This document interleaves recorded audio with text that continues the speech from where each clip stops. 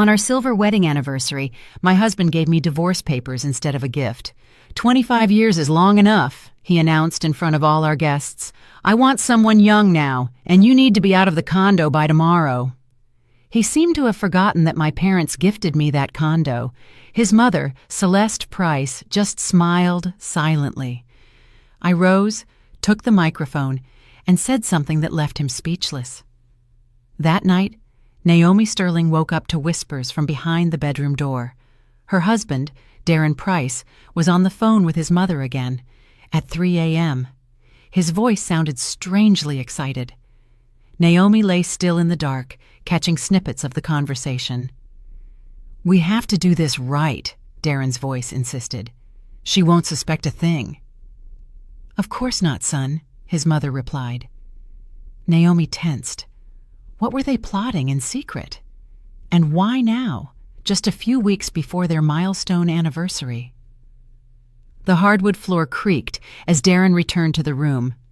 Naomi quickly shut her eyes, pretending to be asleep. He slipped into bed carefully, but she could feel his body was stiff, restless. The next morning, everything felt odd. Darren was unnaturally affectionate. "Naomi, my love," he said, kissing her cheek. He smelled of expensive cologne. "How about we choose the restaurant for our anniversary today? I want everything to be perfect." "Perfect?" Naomi raised an eyebrow. In 25 years of marriage, Darren had never been so enthusiastic about a family celebration. She always organized everything, and he only found fault. "Fine," she replied carefully, watching him rush off to work. His cell phone was on the nightstand. The screen lit up with a notification. Naomi couldn't help but look. It was a calendar reminder. Call S at 11 a.m. "Hey, Dee," she asked casually, watering the window plants. "Who's the S you have in your contacts?" Darren spun around abruptly. For a second, Naomi saw panic flash in his eyes, but he quickly calmed himself. Sanchez, a colleague from Seattle, just consulting him on a work issue." A lie. Naomi knew her husband like the back of her hand. When he lied, his left eye always twitched, just as it was doing now. "I see," she replied with a smile, but deep inside, her chest tightened. Once he left, Naomi stood by the window, gazing at the gray October sky over Georgetown. 25 years. A quarter century. They met in college. She was a brilliant accounting student. He was an up-and-coming manager. They married for love, dreaming of children and a big family. But children never came. Doctors found nothing wrong, but the miracle never happened. Darren took it hard, especially when his mother, Celeste, started making passive-aggressive comments about grandchildren. In time, they accepted being childless and focused on the positives, more time for themselves, for travel, and for career advancement. But something vital had shifted between them. A knock on the door pulled her from her thoughts. Standing there was Celeste Price, her mother-in-law, with her usual frigid smile. "Naomi, dear," she said, entering the condo without waiting for an invitation. "How are you? Are you preparing for the party?" Celeste always treated Naomi with exaggerated courtesy, but maintained a great distance. In 25 years of marriage, she never once called Naomi her daughter. "Slowly but surely," Naomi replied, leading her to the living room. "Darren wants to celebrate at a restaurant." "Very good," Celeste responded brightly. "A respectable venue with guests. Doing everything at home just doesn't show how important the date is." She began looking around the living room as if evaluating it. Naomi knew that look. It always made her feel, without a single word being spoken, that Celeste's suburban mansion was larger and better decorated. "By the way, Naomi dear," Celeste said, settling into an armchair, "I've been thinking about the future. Darren is not so young anymore. He's 53. And, well, we don't have grandchildren. Don't you think it would be a good idea to write a will for the grandkids, just in case?" Naomi felt a chill. "What grandchildren, Celeste? We don't have children." "Well, for my nephews," she said dismissively, waving her hand. "I have 2 nephews, good boys, studying, working. If we don't, the government will take everything. Naomi slowly placed her teacup on the table. And where do you keep the condo papers? Celeste suddenly asked, as if it were a casual afterthought. I'm just thinking about the boys' future.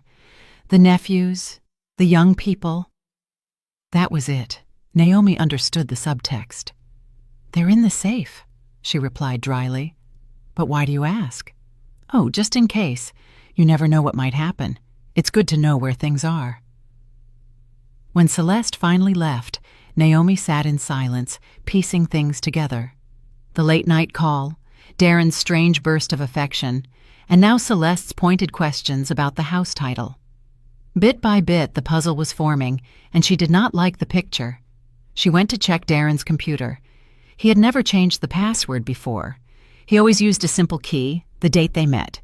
But it didn't work this time. Her heart raced. In 25 years, he had never kept secrets from her. She tried his birthday. Nothing. She tried his mother's. Nope. Then it occurred to her to try their wedding date, but in reverse. It worked. The browser history opened, and what she saw gave her a knot in her stomach. How to divorce when shared assets exist. Spousal rights in property division. Legal advice for separation. He had searched all of this over the past 2 weeks. With trembling fingers, she scrolled page after page. How to keep the condo in a divorce. Legal tricks for dividing assets. Suddenly, her phone rang. It was her friend, Candace. Naomi, you won't believe what I saw. You're Darren. I saw him at a jeweler's in Tyson's Galleria with a young woman. They were looking at rings. She was clinging to him, hugging him like nothing. What did she look like? Naomi interrupted softly. About 30, blonde, very put together, wearing a super expensive coat. Pretty, but she looked superficial. And they were so openly affectionate. Are you okay, Naomi? Yes, Naomi lied. Everything's fine. But nothing was fine. That evening, Darren returned with a bouquet of roses and a box of fancy chocolates. For my one and only true love, he said confidently, kissing her lips. One and only. How ironic, Naomi thought. She looked him straight in the eye. We need to talk seriously about our future. Darren tensed. It was subtle, but she saw it. Talk about what? He asked, turning on the TV, pretending to be absorbed in the programming.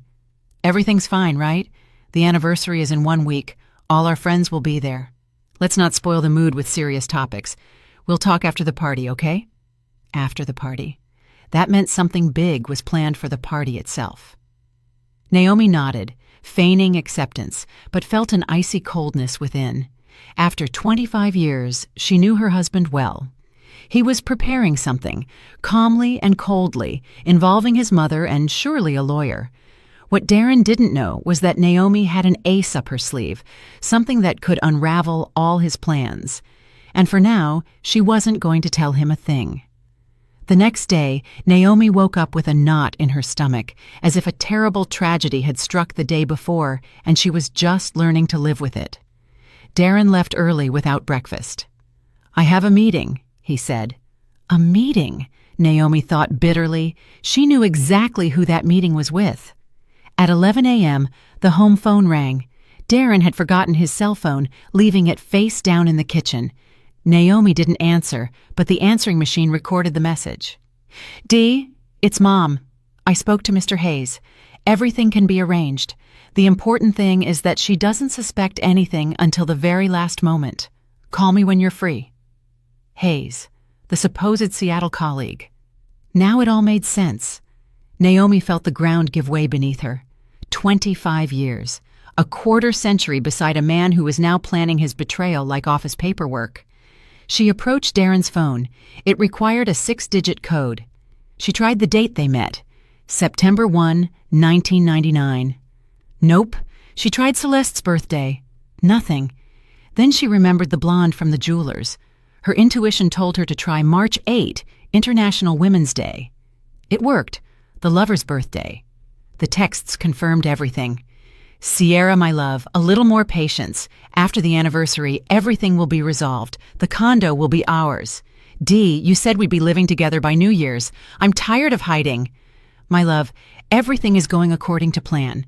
Mom has already taken care of things. Naomi suspects nothing. Hayes says if we play this right, she'll only get half. I'll keep the condo. Naomi slumped into a chair, her hands shaking. They were planning her life as if she were a piece of second-hand property. Darren, his mother, the lawyer Hayes, the mistress Sierra, all tangled in a trap where she was the prey.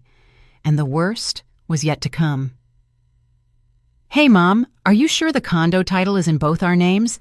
Maybe we got lucky and it's just mine. Son, I saw the copies when you bought it. Both names are on it. But Hayes says there are ways.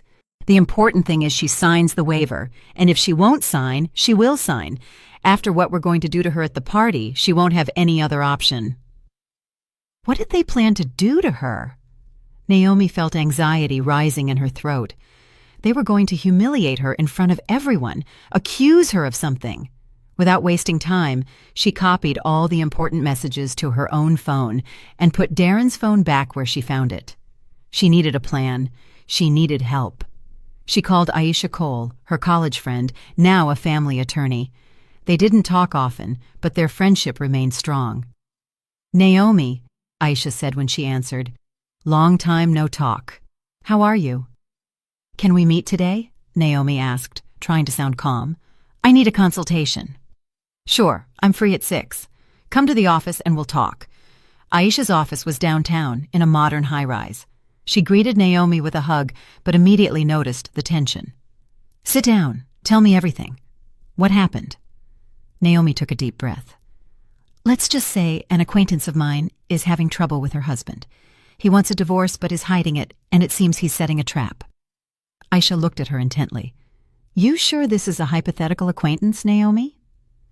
Naomi was silent for a few seconds, then told her everything. The late-night calls, the phone messages, Sierra, her mother-in-law's scheming, everything. Aisha listened, occasionally asking for clarification. I understand, she said finally. This is serious, but you're not lost. The good news is you reacted in time. Tell me about the house. When did you buy it? Whose name is on the title? We put both names on it in 2005, equal shares. Are you formally employed? Yes, I'm the controller at Alliance Development Group. I've been there for 15 years. And the weekend cabin is also in both names, but it's not worth much. The condo is the main asset. Aisha jotted down notes. Naomi, they can't do anything to you if you keep a clear head. In a divorce, everyone receives what is legally theirs. No one can force you to waive your share. But it's clear they are planning something dirty. They want to put you in a weak emotional position, a scandal, an accusation, something to break you. You need to be ready. How do I prepare? Gather evidence. Take photos of the messages. Record conversations if you can. Move some of the money into an account only in your name. Most importantly, don't let them know that you know what they're doing. Naomi nodded. For the first time in days, she felt something close to relief. She had a plan. She had support. Thanks, Aisha. How much do I owe you? Aisha smiled. Nothing, girl. Friends don't charge. Just keep me in the loop. And remember, no matter what happens, you are not alone or defenseless. Naomi returned home determined to act, but what she found upon arrival confirmed the war had already begun. Darren was by the entrance, checking himself in the mirror. You look kind of run down today, huh? He blurted out without looking at her directly. Forgive me, but yes, Naomi, you've let yourself go a bit lately. Look, turning 50 isn't the end of the world, but you need to take care of yourself. Go to the gym, see the dermatologist, get something done. I saw Candace's daughter today. She's 30, but looks 25, very polished. And you? Well, you understand. He was comparing her to younger women, setting the stage to justify his betrayal. I have a meeting tomorrow, he announced suddenly. It's Saturday, but it will take all day. Another date with Sierra. That's fine, Naomi replied calmly. And Sunday, I'm going with Mom. I'm going to set up her new smart TV. Spending time with the trader's family. That night, When Darren was in the shower, Naomi reviewed their joint bank account online. In the last month, $30,000 had been withdrawn in several transactions, gifts for Sierra, payments to the lawyer, and who knows what else, all with their shared money. Naomi let out a nervous, brittle laugh. They were using her own money to plan her downfall, but she had an ace up her sleeve. Something they didn't know. A week prior, a letter had arrived from a notary. Her Aunt Josephine, her father's older sister, had passed away in Germany. She had no children or spouse. She left her entire estate to Naomi, her only niece. This included a condo in Munich valued at $800,000, USD equivalent, a bank account with $570,000, USD equivalent, another luxury investment condo in Miami Beach, Florida. Total value, over $3 million. Naomi hadn't told anyone. She wanted to surprise Darren on their anniversary, but now that money and property were her salvation, she opened her laptop and began researching how to register the inheritance, transfer the funds to her personal account, and legally protect herself from the people who saw her as a fool. Darren thought he held all the cards, but the game was just beginning. On Monday, Naomi woke up with a clear plan. First, she visited a notary, but not the one handling her aunt's case. She went to see an old acquaintance, Mr. Perry, the real estate lawyer who had helped them purchase the condo years ago. Naomi Sterling, how many years? And how is Darren Price doing? Mr. Perry, an older gentleman, greeted her with a smile. Mr. Perry, I need your help, she said, entering his office, but it has to be strictly confidential. The lawyer's face grew serious. Sit down. I'm listening. Do you remember our condo on M Street in Georgetown? You did the title work in 2005. Of course. A very good unit in a fine building. Do you recall who purchased it first? I mean, where did the money come from? Mr. Perry frowned, opened an old file, and searched for a moment. Here it is. It was an unusual case. The money came directly from your parents' account, and in the deed of gift, you are listed as the sole recipient. Darren was added 2 months later, as your husband. Naomi felt a surge of warmth in her chest. So, it's formally a premarital asset? Formally, yes. Your parents gifted it to you before Darren's name appeared on the documents. In case of divorce, that can make all the difference. He could only claim something if he proves he invested in major renovations. Naomi smiled faintly. Darren never spent a dime on the condo. She had done everything herself. Could you give me a confirming document? Of course. Come back tomorrow afternoon. It will be ready. Leaving the office, Naomi felt different. After so many days, she finally felt strong, protected. But what awaited her at home left her breathless. A courier delivered a thick envelope from Germany, the final papers for Aunt Josephine's inheritance. Naomi read the lines with the help of a summary. A condo in Munich valued at $800,000, a bank account with $570,000, and the luxury investment condo in Miami Beach. More than $3 million in total. She sat in the living room. She was now a wealthy, independent, free woman, but Darren shouldn't know. Not yet. Her phone rang. It was Darren, his voice overly cheerful. Naomi, my love, I was thinking, what if we really celebrate our anniversary? Colleagues, friends, everyone. Why such a big deal, Dee? Why? It's 25 years. A silver anniversary. I want everyone to see what a perfect family we have. I already reserved the ballroom at the Watergate Hotel for 100 people. 100 people for her public humiliation. Isn't that expensive, Darren? We're supposed to be saving. Don't worry about it, he interrupted. The money is there. The important thing is the impression. We'll invite my boss, yours. Everyone needs to see how happy we are. What a cynical lie. Fine, Naomi said calmly. Whatever you say. Perfect. I have a meeting with some partners. We'll talk tonight. Partners? Naomi knew what that meant. In the afternoon, Celeste Price arrived with a gift. Naomi, dear, she said in a sugary voice, handing her an envelope.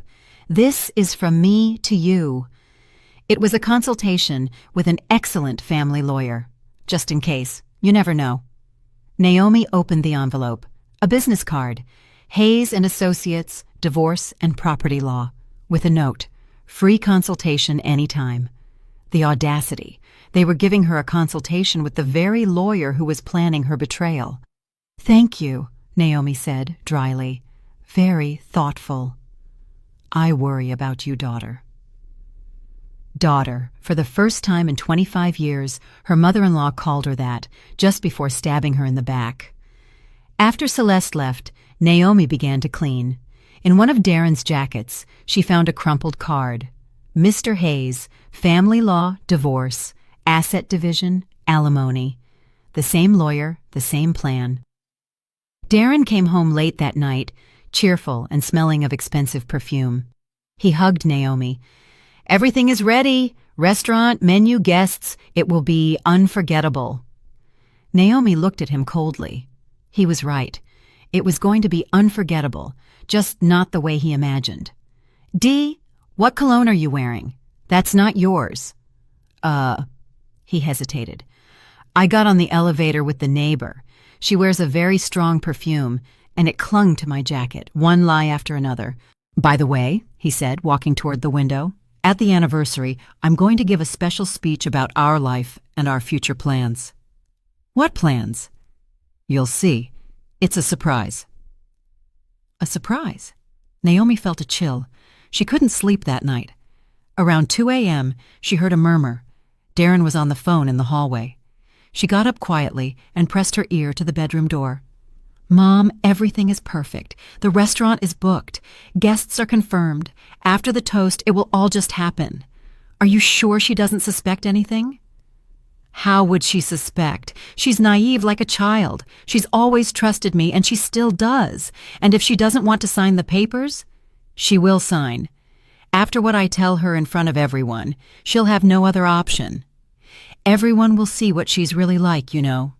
Dee, don't you think it would be better to do it privately, at home without a scene?" "No, Mom, it has to be in front of everyone. That way, she won't be able to make a scene or demand explanations. She'll go straight home, and Hayes will be waiting for her there with the papers. Quick, clean, and no drama. And Sierra already knows. Of course, she's even coming to the anniversary. I want her to meet my colleagues. I'm going to introduce her as my new assistant." "You're cruel." "It's not cruelty, Mom. It's being practical. 25 years was enough. I deserve to be happy too, even if it's at her expense." Naomi went back to bed but couldn't sleep. So Sierra was going to be at the party too.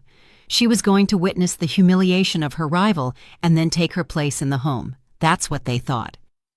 In the morning, Naomi went to the bank. She opened a personal account and transferred half of the money from the joint savings. If Darren wanted to continue spending on his mistress, he would do it with his half. Then she went to the lawyer for the document confirming that the condo was hers from before the marriage. Next, she went to work. "Mr. Boudreau," she said to her boss, entering his office. "Can I speak with you?" "Of course, Naomi Sterling. Is everything all right?" "Everything is fine, for now. I just wanted to warn you that I will soon be entering a difficult personal phase." "Divorce?" he asked, frowning. "Seriously? I thought you two were solid. You even invited me to your anniversary." "That's exactly why I want to warn you. If things go wrong, I hope I can count on your support. My work won't be affected. You are the best controller we've had in 15 years. Whatever happens, your job is safe." That night, while Darren was at another meeting, Naomi took out the inheritance documents. She needed a clear, well-thought-out plan. The Miami Beach condo was empty. Aunt Josephine had rented it out, but the contract had ended a month ago. Naomi could move there after the divorce. With the money in the German bank, she had financial independence for years. And most importantly, the document proving the D.C. condo was hers from before the marriage. Darren would never see that coming. Tomorrow was the anniversary. He thought he would deliver the final blow, but he was the one about to be blindsided. Naomi put all the papers in the safe and smiled. Thursday morning, she went to the German consulate. She needed to formalize the inheritance to access Aunt Josephine's accounts. The consul, an older gentleman with a neatly trimmed beard, reviewed the documents carefully. "Everything in order, Mrs. Sterling. Your aunt was a very prudent woman. The bank accounts will be unlocked in 1 week. And regarding the Miami Beach condo, ownership passes to your name immediately. Here are the papers. You can dispose of it as you wish." Naomi carefully put the documents in her bag. She now owned 3 properties, over $1 million in cash, and, most valuable of all, complete freedom. That same day, she opened another account in euros to prepare for the international transfer. The bank advisor, a young woman, looked at the numbers in the papers with wide eyes. "Wow, you did very well with the inheritance, didn't you?" "Yes," Naomi smiled. "My aunt was an incredible woman." Leaving the bank, she felt a weight lift from her. For the first time in years, she felt truly free and independent. She no longer cared what Darren planned. That was no longer her problem. But the surprise waiting for her outside the Watergate Hotel was a sharp blow. She had gone to check on the anniversary party arrangements, and right by the entrance, a young blonde woman in an expensive coat was talking on the phone. "Dee, my love, it's incredible," Sierra was saying in a sickly sweet voice. "The ballroom is huge, the decor is divine. You promised we'd live in a huge condo soon, and I can already imagine hosting parties there." It was Sierra, her husband's mistress. She was only a few feet away, talking excitedly about the life she would have with him. Naomi stood still, watching her. There was no doubt she was pretty, about 30, great figure, well-kept hair, perfect nails, but her eyes were empty, cold, and calculating. "Of course, I understand tomorrow will be difficult," Sierra continued. "But you said after your speech she'd understand everything, and I'll be there as your new assistant. Romantic, right?" "Publicly humiliating your wife is romantic." Naomi walked closer. "Excuse me, do you know where the manager is?" Sierra turned, looked Naomi up and down with disdain. "No idea," she replied coldly. "I don't work here." She returned to her phone. "Dee, there's some lady asking me questions here. Okay, see you tonight. I love you." Some lady? Naomi smiled to herself. Tomorrow, this lady would deliver a big surprise. The restaurant manager, a kindly, plump woman, received Naomi with a smile. "You're here about tomorrow's anniversary? Mr. Price already paid for everything. Ballroom for 100 people, banquet, live music." "And how much did all that cost?" $45,000. Your husband requested the best of the best. $45,000 to humiliate her in public. Naomi nodded. "I see. Can I see the ballroom?" Yes, the room was luxurious. High ceilings, crystal chandeliers, immaculate white tablecloths, enormous mirrors on the walls. All the guests would have a perfect view of the spectacle. "Where will the microphone for the toasts be?" Naomi asked. "Right here in the center," the manager said. "Mr. Price insisted that everyone hear him." Of course, so no one misses the humiliation. At home, Darren was waiting, nervous, pacing with the paper in his hand. "Ah, Naomi," he said, quickly putting the paper away. "Where were you?" "At the restaurant, checking everything. What did you think of it?" "Impressive. $45,000 for one night. Seriously, Dee, don't you think that's too much? We have other plans, right?" "Don't worry about it," he scoffed. "The money is there. The important thing is to make a good impression. On the guests or on the mistress?" That night, Celeste Price arrived, completely excited. "Dee, son, are you ready? Did you rehearse your speech?" "Of course, Mom. Everything will be perfect. Don't worry." She patted his shoulder. "Your speech will be a success. Everyone will see that you made the right decision." The right decision. Naomi watched them from the kitchen, the rage building inside. "Mom, what if she makes a scene?" Darren asked. "She won't," Celeste replied confidently. "With so many people, she'll hold it together. She's an educated woman. They'll settle things at home. And Hayes, is he ready?" "Yes, the papers are done. All she needs to do is sign. After your speech, she'll have no choice." Naomi quietly went to the bedroom and took her own papers from the drawer. She had everything ready. She put all the documents into a small folder, the paper stating the condo was hers from before the marriage, the inheritance documents, and the statement for her new bank account. Tomorrow, those documents would change everything. Later that night, when Celeste had left, Darren locked himself in his study. Naomi heard him rehearsing his speech, murmuring words to himself. She approached the door and listened intently. "Dear friends, today is a special day. 25 years ago, I made a decision that seemed right. But life moves on, people change, and sometimes you have to have the courage to admit your mistakes." Mistakes? 25 years of marriage was his mistake. "I thank Naomi for these years, but honesty demands I speak the truth. We are different people with different values, with different plans for the future, and I have made a decision." The rest was muffled, but the meaning was clear.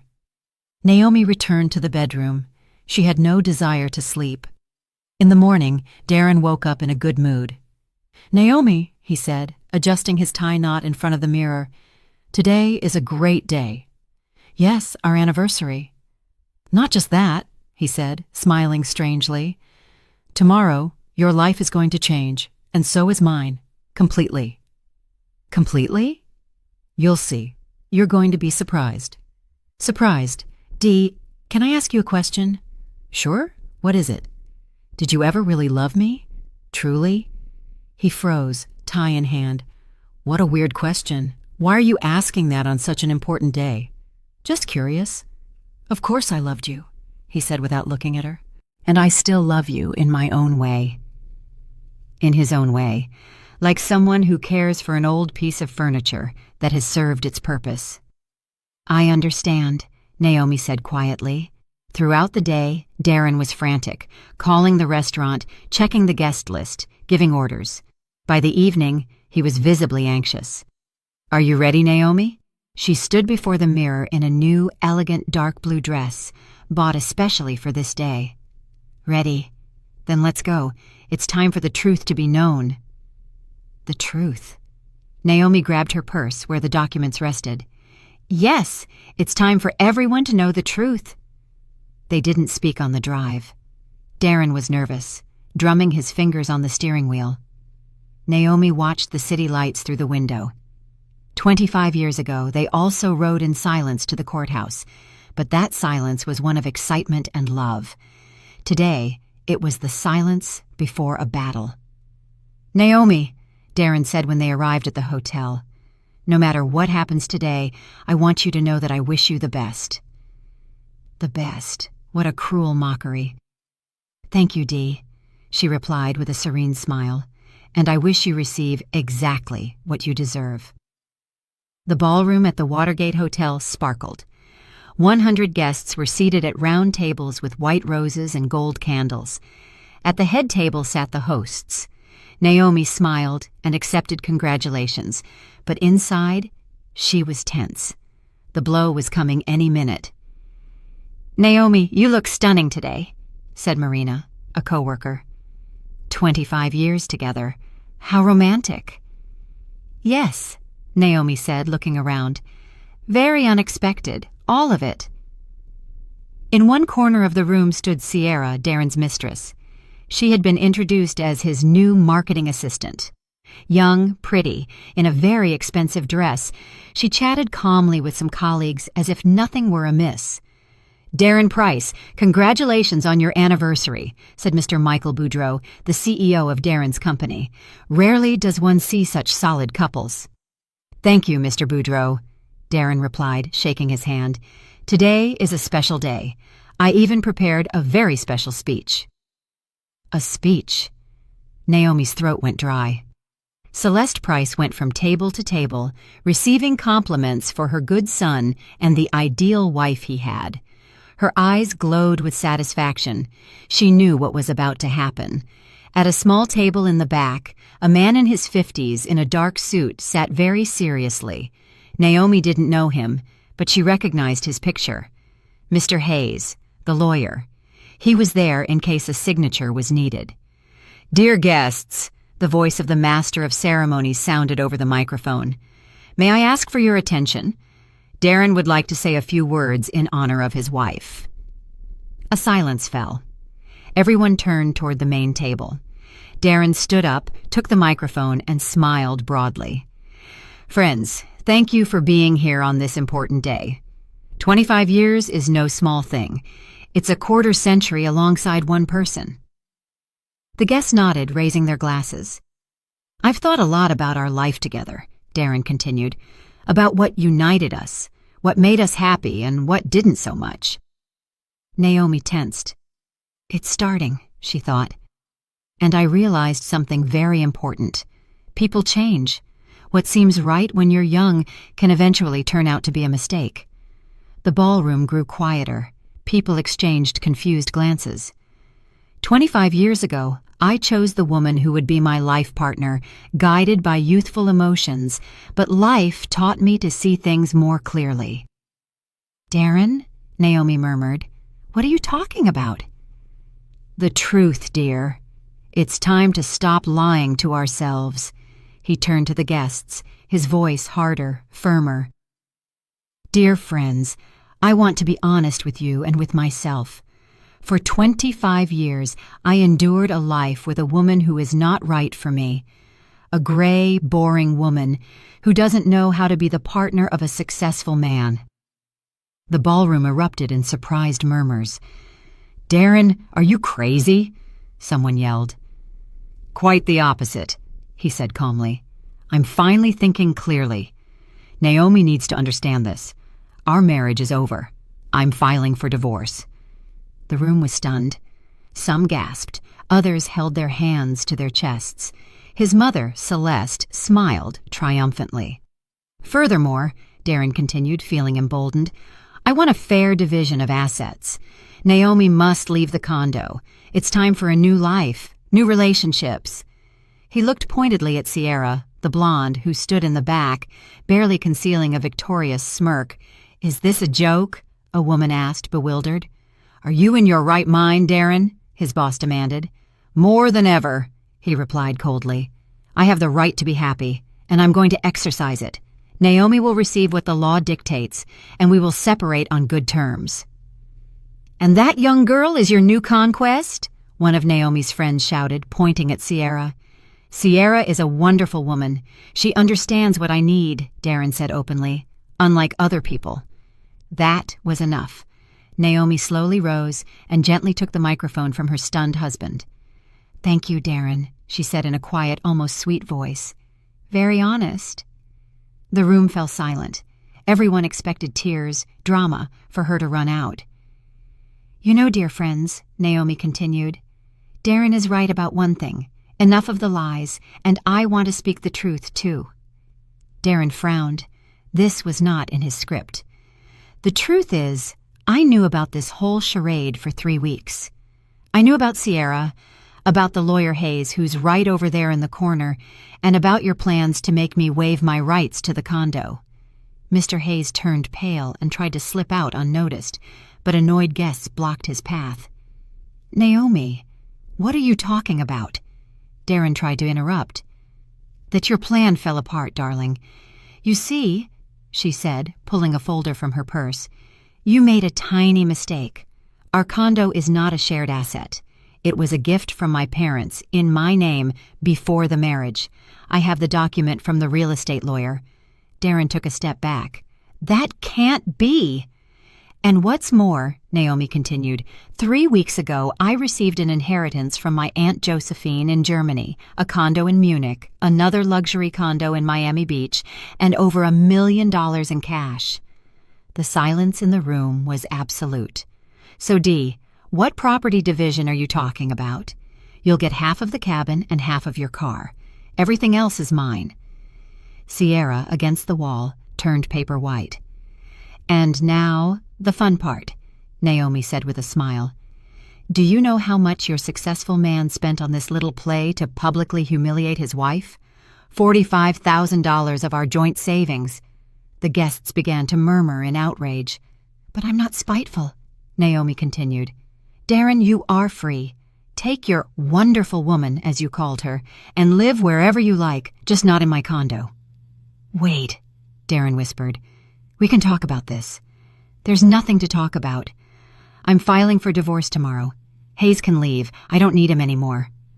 She then turned to the guests. "Dear friends, I apologize for ruining your evening, but sometimes the truth is more important than appearances. Thank you for coming. Now you know who is who."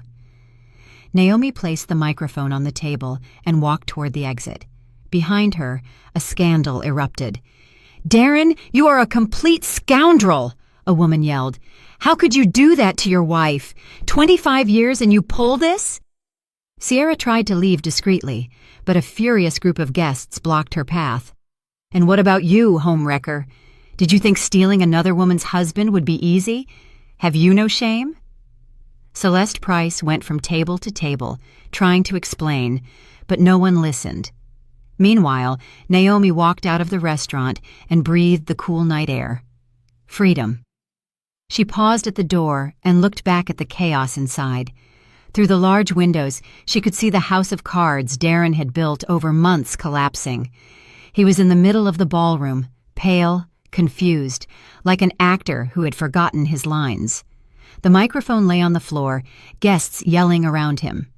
Mr. Michael Boudreau, the CEO, approached him.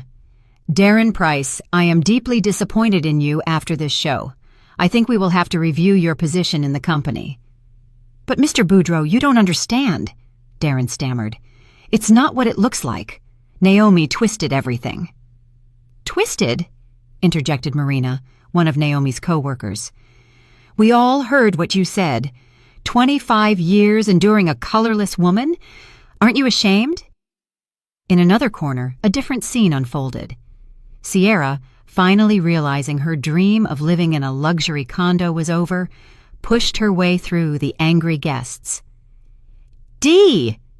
She grabbed Darren's sleeve. "What's going on? You promised me a condo. Where's the money you gave me for our new life?"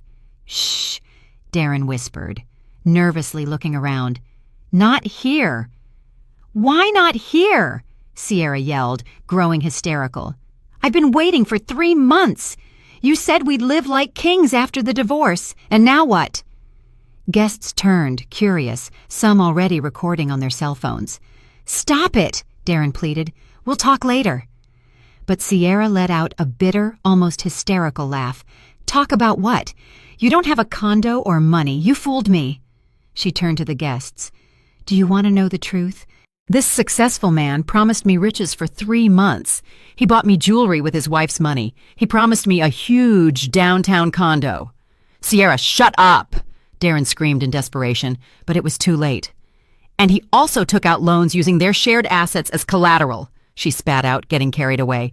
"He thought his wife would never find out. He took $20,000 from Chase Bank and another $15,000 from Wells Fargo. He spent it all on me." The room was silent. Even Naomi hadn't known about that. Celeste Price, who had tried to be inconspicuous, rushed toward him. "Dee, son! What is this woman saying? What loans? What inheritance of Naomi's?" "Mom, now is not the time," Darren mumbled. "Not the time. I mortgaged my mansion to give you money for the lawyer. And now what? How am I going to pay? Another blow." Even his mother was now in debt because of his scheme. Wait, one of the guests intervened. "Did I understand correctly? The 3 of you planned to deceive Naomi?" "No, 3, 4, Sierra injected venomously. "The lawyer Hayes, too. He was going to make her sign the waiver to the condo." Everyone turned to the corner where Hayes had been sitting, but his chair was empty. The lawyer had already bolted. "Snake!" Celeste Price shrieked, lunging at Sierra. "This is all your fault. You drove my son crazy." "My fault?" Sierra retorted indignantly. "It was your son who groomed me.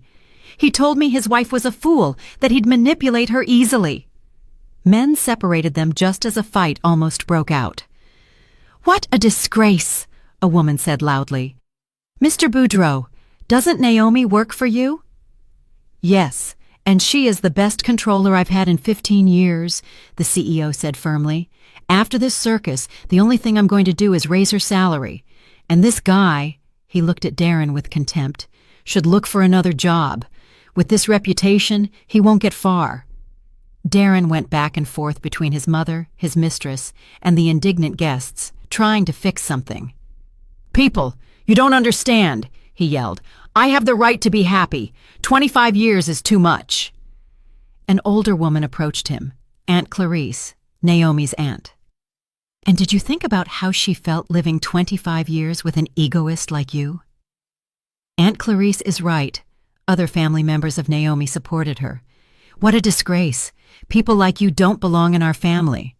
"Good thing Naomi found out in time," added her cousin Dwayne. "Otherwise, you would have kept fooling her whole life." "Hey, what if we upload this to social media?" one of the young guests said. "Let everyone know who this guy Price is." "Yes," others agreed. "We have to trend the hashtag #silver anniversary traitor." "No, wait," Darren begged. "Don't do it. This is my private life." "Private?" Sierra laughed. "You humiliated your wife in front of 100 people, and now you care about privacy?" Slowly the guests began to leave, first Naomi's family, then her coworkers, and then their acquaintances. As they left, each one gave their opinion. "Darren Price," a colleague said on his way out. "After tonight, don't even say you know me." "What a shame for the family," a neighbor muttered. "And now, how is he going to face people?" "You're trash," one of the men said bluntly as he passed. "You exposed your wife like she was a joke in front of everyone." Half an hour later, only the protagonists of the drama remained in the ballroom: Darren, Celeste, Sierra, and a few waiters watching curiously. "Now what?" Sierra asked, fixing her disheveled hair. "Do you have any money at all, Dee?" "Where from?" he complained. "I spent it all on the party and your gifts. And the loans? Who's going to pay them?" "I don't know. Maybe I'll sell the car." "The car?" Sierra laughed bitterly. "Are you crazy? That won't even cover the debt. And what about me? I left my ex for you." "I don't know," Darren repeated. "I don't know what to do." Celeste Price sat with her face in her hands. "And what am I going to tell Hayes? He charges for every consultation, and I even put my house up as collateral." "Mom," Darren said, approaching her, "we'll find a solution." "A solution?" She lifted her face, her eyes red. "In my 70s, I'm left homeless because of your foolishness." Then Sierra stood up, adjusted her purse, and said, "You know what? I'm leaving. You two are utterly useless. Dee, don't ever call me again. And the money you owe me for the last 3 months? Forget it. Consider it a payment for this life lesson." She paused at the door and turned. "Your wife is one badass woman. It's a shame I only met the real her today. Those are the women who deserve respect." She left, the sound of her heels echoing sharply. Darren and his mother were left alone in the ballroom amidst half-eaten plates and spilled glasses. "Dee," Celeste said softly, "what if it's not too late? What if we go see Naomi and ask for forgiveness?" Darren shook his head. "It's too late, Mom. You saw her face. She will never forgive us." "Then what are we going to do?" "I don't know," he repeated for the third time. "I swear I don't know." Meanwhile, Naomi was in a taxi back to the condo, watching the city lights. In her purse, she carried the titles to 3 properties and a bank statement showing over $1 million. The driver, an older man, looked at her in the rearview mirror. "Beautiful night, isn't it?" "Yes," Naomi said, smiling. "Very beautiful. You could say it changed my life." "That's good. Some days just change everything." "That's exactly right," she replied. Everything changed. And indeed, her life changed forever. 3 months later, Naomi was in court, watching the life of the man she had been married to for 25 years fall apart. Darren looked 10 years older, gray hair, a worn face, a cheap suit instead of his usual expensive ones. The judge, an elderly woman with glasses, reviewed the documents carefully. "Very well," she said finally. "The court decides the following. The condo on M Street in Georgetown is the separate, premarital property of Mrs. Naomi Sterling and is not subject to division." Darren panicked. His lawyer, no longer Hayes but a young public defender, just threw up his hands. The cabin property is considered marital property and is divided in half. The same goes for the Lexus ES300 car. Your Honor, Darren's lawyer stood up. My client used that car for work. Denied, the judge replied dryly. The car was purchased with common marital funds. Naomi said nothing. Her friend and lawyer, Aisha, smiled discreetly. Everything was going according to plan. Furthermore, the judge continued, it was proven that Mr. Darren Price concealed significant debts from his spouse, a $20,000 loan at Chase Bank, a $15,000 loan at Wells Fargo, and an $8,000 quick loan. The total debt is $43,000. But those are his personal debts, the young lawyer protested. According to Family Code Section 39, the judge replied calmly, debts incurred during the marriage are the responsibility of both parties. However, since the money was not used for family welfare, but for the personal affairs of the petitioner, he shall be solely responsible for their repayment. Darren went even paler. $43,000 in debt, and it was all his. This court solemnly decides, the judge concluded, to dissolve the marriage between Darren Price and Naomi Sterling. The respondent retains the condo and all bank accounts. The petitioner retains half the cabin value and half the car's value. No alimony is assigned, as there are no minor children. The gavel strike marked the end of a 25-year marriage. Leaving the courthouse, Naomi felt a strange peace, as if a great weight had finally been lifted. Naomi! Darren shouted. Wait! She turned. Her ex-husband stood on the steps, clutching a folder of documents. What do you want to say? Forgive me, he said in a low voice. I was a selfish fool. You didn't deserve what I did to you. Naomi looked at him closely. Was it sincere remorse, or did he just want to make her feel bad? Darren, she said calmly, I don't hold a grudge.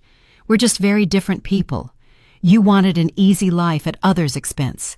I am used to fighting for what is mine. Could we see each other sometimes, as friends? No, Naomi replied, softly but firmly. I'm sorry, but no.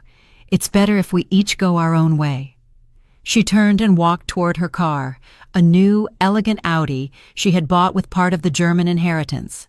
Life continued, and everyone got what they deserved. A month after the divorce, Darren lost his job. The video of the anniversary party went viral on social media, and his company's CEO no longer wanted to deal with the scandal. Darren Price, his boss told him on that last day, I can't have someone on my team who made such a public spectacle. But I'm a good professional. Maybe so, but your reputation is in the gutter. I'm sorry. Finding a job was difficult. Everyone recognized him. The video even had the hashtag Silver Anniversary Trader trending. Nobody wanted to hire a man like that. He ended up working as a taxi driver with his old Toyota Camry, which he had to buy back from Naomi for half its value, $15,000. He now lived with his mother in her small, one-bedroom apartment on the outskirts of the city. Celeste had to sell her downtown mansion to pay the debts and buy something smaller and cheaper. Dee, she would say to him at night, looking at the cracked walls, don't you wish you had listened to me? Never gotten involved with that Sierra? It's too late, Mom, Darren would reply, counting his day's earnings. Too late for regrets. And Sierra? She was more than fine. 2 months after the scandal, she married a 50-year-old entrepreneur who owned a chain of restaurants. He was wealthy, though not very smart. He believed her whole story about a toxic relationship with a married man. The wedding photos Sierra uploaded to social media showed luxurious bouquets and gold jewelry. The caption read, Finally found true love, #happy, #new life. Darren saw those photos and let out a bitter smile. Sierra got what she wanted, a husband with money. But it wasn't him. Naomi lived a completely different life. She moved to her Aunt Josephine's investment condo in Miami Beach. It was a spacious, light-filled condo with a view of the ocean, a true oasis amidst the city's chaos. She didn't want to be an accountant anymore. With the money she inherited, she opened a small publishing house specializing in translations of European literature. It was her lifelong dream. "Naomi Sterling," Mr. Boudreau said when she resigned, "we don't want you to leave. Are you sure you won't reconsider?" "Thank you," she replied with a smile, "but I've found what I'm truly passionate about. I'm dedicating myself to books." "Well, I wish you the best of luck. And you know what? After everything that happened with your ex-husband, many of our female employees look up to you. A woman has to know how to defend herself." One evening, her friend Aisha came to visit. "You look so content," she asked, looking at the cozy living room. "Do you feel avenged?" "You know," Naomi replied thoughtfully, "I don't feel vengeance. I feel relief. That wasn't vengeance. I just defended my rights. The truth always wins, even if it takes time." They drank tea on the balcony, watching the lights of Miami shine. "Do you regret those 25 years?" "No," Naomi said, shaking her head. "Those 25 years taught me something invaluable, to only rely on myself and to value honesty above everything else." Her publishing house employed 5 people, talented young translators. They published beautiful books in small editions for those who appreciate good literature. "Naomi," her editor Anna said one day, "your story is very special. My mom told me she was at that anniversary. She works with your ex-boss. She says there are few women like you." "I don't consider myself a strong woman," Naomi responded. "I just decided not to be a victim." A year later, she received a letter from Darren. "Naomi, I don't know if you'll read this. I just want to say that I understand. You were the best thing that ever happened to me. I lost you because I was foolish and greedy. I don't ask for forgiveness. I know I don't deserve it. I just want you to know that you deserve the best in the world. Be happy. Darren." Naomi read the letter and filed it away in a drawer. No anger, no sadness, just a memory of a past life. That night, she went out onto the terrace with a cup of coffee. Miami glittered with lights. Music played in the distance, and the air smelled of summer flowers. She was free, financially independent, doing what she loved, and for the first time in many years, she felt truly happy. In another part of the city, Darren drove his old Toyota, carrying passengers, thinking about how one can lose everything in a single night. Yes, the truth always conquers the lie, even if it sometimes takes a while. Did you like my story, and which city are you listening from? Let's meet in the comments. If you like the story, you can support me by sending a super thanks so I can keep bringing more stories like this. Thank you so much for your sweet support. I'm looking forward to your comments on the story. On the screen, you can see 2 new life stories that I highly recommend. There's so much more on my channel. Don't forget to subscribe. See you in the next life story with love and respect.